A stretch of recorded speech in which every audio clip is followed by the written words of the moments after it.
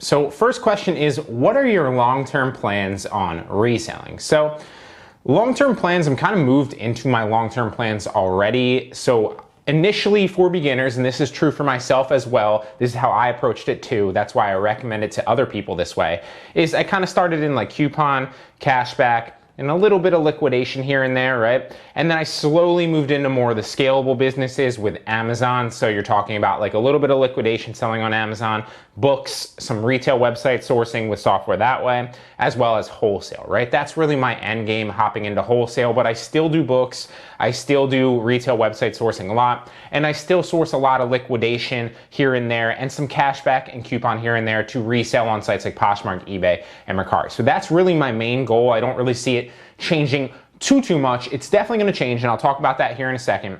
But ultimately, nothing's really changing like my strategy wise right now. I'm just scaling up. I'm focused on selling, buying and selling quality products that are going to make me profit. And ultimately, I'm not planning, to be perfectly honest, I'm not planning on scaling it up to like this full-time business that's making hundreds of thousands of dollars every year, right? I enjoy a lot of creating content, and that's why I do it. And I also enjoy reselling, but I don't plan to resell, or I don't plan to scale my reselling business up significantly. It's something that literally just makes me like 5 to 10 grand a month on the side for extra cash flow, and that is why I love it. Now, don't get me wrong, you can scale it up, but I don't personally like to scale it up. It's a lot of hands-on work with a lot of things. It's a lot of sourcing. And so I found that sweet spot where like I don't really need to put that much effort in. I can leverage software, I can leverage Amazon, and I can leverage, kind of the inventory system I've already built for my own fulfillment on sites like eBay, Poshmark, and Mercari, and then kind of make great money with like, it's kind of what's the word I'm looking for? It's like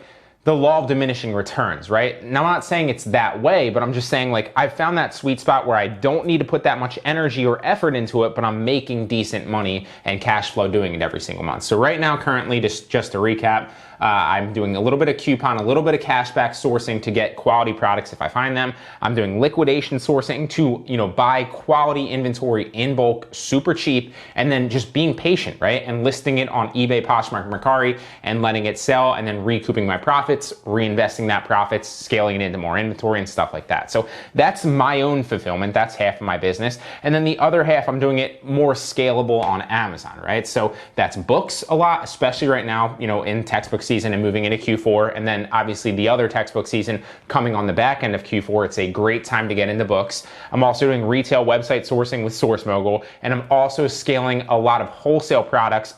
If you know anything about if you're in my course or you've communicated with me or anything on any level, you'll know that I stopped doing wholesale for a little bit. I'd scaled it up pretty significantly, but then quarantine hit, and so I scaled wholesale back a little bit because I didn't want to do all that fulfillment myself, right? I couldn't ship my products into FBA, so I wasn't gonna, I wasn't gonna fulfill like dozens and dozens, or if not hundreds of products every single day myself via wholesale, via Amazon FBM, so I scaled that back. But I'm in the process of rescaling that back up now that you can ship back into FBA, so that's my main goal right now. Like I said, books, retail website sourcing, and then wholesale's kind of scaling right there. But like I said, I'm still trying to find that sweet spot, maybe 5 to 10 grand a month profit, and that's a perfect sweet spot for me with like little time invested on my part. I kind of just have that streamlined, okay?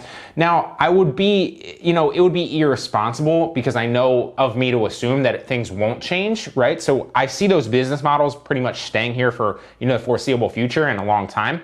That said, reselling is a changing game, right? It's very liquid. Things are constantly changing. And so while the strategy stays very, very similar, you do need to make micro adjustments because things are going to happen. You're going to need to kind of be able to constantly learn what's working right now and then make that slight adjustment so you can continue moving forward, right? And that's exactly why I always think that Online Arbitrage Pro, and once you get into it, is great for most people, because if not all people, obviously, because it's constantly changing, right? Like I don't just make one information product in the form of the course and then give it to you and our relationship is over. No, I'm constantly updating the course. I'm constantly relaunching it with new stuff. And if something else seems to be working better or something stops working, and obviously we're currently in the 5th version of the course, I'm going to completely redo the course, re-update it so that you get the latest and greatest information, okay? So that's my plans long-term for reselling.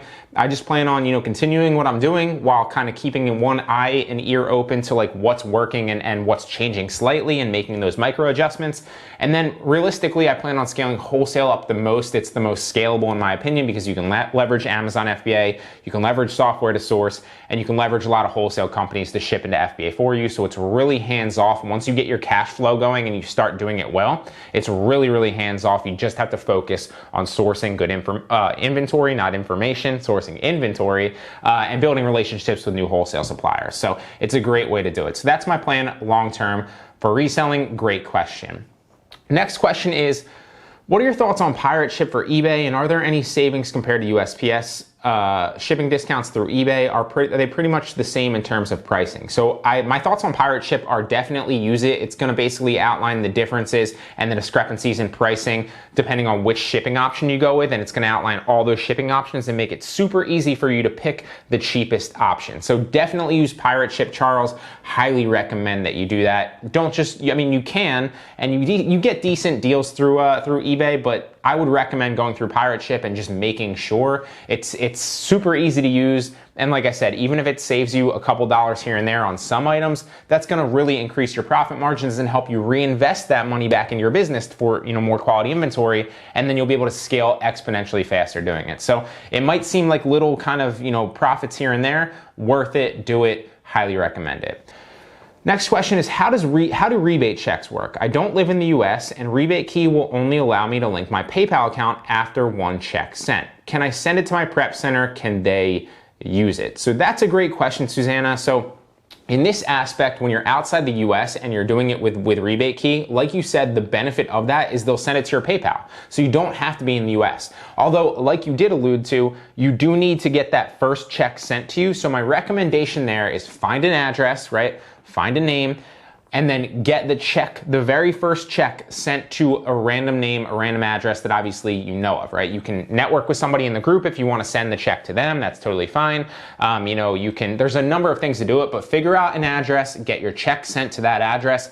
The only caveat there is you're going to lose that initial first check, right? So what I recommend for most people is you go into Rebate Key, and you order like the cheapest product, right? There's a couple of them, for example, there for like $5 or like $10 or something like that. So order one of those and then wait. And then obviously once your check is sent, then you can elect to go PayPal, and you're only losing like $5 to $10. So realistically, kind of look at it from the outside of the US as like you're paying like a $5 to $10 initiation fee via your check that you're not going to get. And then you have access to all their products going forward, even outside the US, because they're going to send it to your PayPal. So that's how I recommend that you approach that. That's always my recommendation for people when they're making like a second rebate key account, or they're outside the US. That's my recommendation for Rebate Key. If you need to go back and replay that segment of the video, do it. That's exactly how you should approach it, and that will be effective for you. But ultimately, use all the rebate sites, not just Rebate Key, because the other ones will send it immediately to your PayPal. Rebate Key, to my knowledge, is the only one that sends that initial first check. Just make sure that you only order one product with your initial check, so that you can afford to obviously lose out on that money, and it's not that big of a deal, while obviously you're using the other rebate sites. And then once you're able to switch over to your PayPal, then you can scale Rebate Key up that way. Next question is, have you ever considered having a conference? So obviously I've asked a follow-up question to Deb here, and this is like an in-person conference, kind of like a seminar. So it has crossed my mind, obviously with everything going on in the world right now, it's not the best option, and maybe in the future, but right now, currently, I'm just enjoying creating content. I'm enjoying kind of helping people via the group. It is something that I've thought about and something that maybe I can explore in the future, but not anything I see on like the immediate horizon, if that makes any sense. Good question though. Definitely have thought about it. Next question is, what are the best or most preferred price trackers for eBay? So I actually don't really track, like if you're talking about competitor pricing, I probably should have asked a follow-up question here, so I'm not exactly sure what you're alluding to. But if you're talking about competitor pricing, the best way, honestly, is just doing the search and going to sold and completed and seeing what has sold. Now that said, there are two softwares in the actual eBay course where I forget the one software actually will outline your competitors, like if you're sourcing into getting a new product, and the other one will actually look at the competitors down the list of of products that are actually on eBay, how much inventory they have, what the prices are. So look into the eBay actual section in the course. And there's 2 softwares in there that are really gonna help you out. So check that out. But if you're talking about price tracking for something else and not your competitors, and just like maybe price tracking on like, eBay trends or something like that, again, a software in the course will actually help you do that. But if you're talking about something else specifically because you didn't really specify, then drop a comment or a question on this video and I'll answer it more in depth in the next one, okay? Next one is, currently my main business is focusing on coupon arbitrage. I'm using Mercari and I would like to expand eBay, as I'm confident this would boost how fast I can move my inventory. My main issue is that eBay has suspended me in the past indefinitely for drop shipping, and now I cannot ever sell back on the platform no matter how many accounts I make. I was wondering if you would know how to get out of this indefinite suspension. So it's really gonna depend on what you were suspended for. If you, like you said, it's drop shipping, they used to take that seriously. They're starting to kind of pull back the reins on letting people back on eBay if enough time has elapsed. So my best recommendation for you would be to first of all, Google it, because there's like a certain section where you can actually like appeal, kind of like a plan of action on Amazon. It's not like a plan of action, but it's very, very similar. And something that worked for me to get in touch with eBay reps was I went to Facebook and I searched for eBay, and then I messaged eBay support on Facebook. So that will get you an answer realistically within like 24 to 48 hours. Explain your situation to them, explain how you've made drastic changes to your business, and you obviously realize now that you're not allowed to drop ship on eBay, that you have all this inventory yourself now, that you're going to do fulfillment from your own location and your own business. Explain the situation to them, explain that you won't do it again, and chances are they'll give you another chance to make things right. But that's my best suggestion for you there. Next question is, could you talk about prepping for Prime Day? So this is very similar to a question I got in the last week's Q&A. It's like, what are your thoughts and how are you preparing for Q4? To be perfectly honest, I'm not really doing anything else for Prime Day, a lot like I'm not really doing anything else for Q4. The only difference is like anticipate it kind of like a textbook season, right? Like that things are gonna sell more on Prime Day and there's gonna be higher sales velocity on Amazon. So potentially anticipate that ahead of time and order more products to have into FBA and have in your inventory to sell when Prime Day comes. That's the only real kind of change that I make, but I don't change my sourcing strategies. I don't change literally anything. I just potentially source more inventory. That's really the only way that I approach that. And that's actually the last question for this week's Q&A.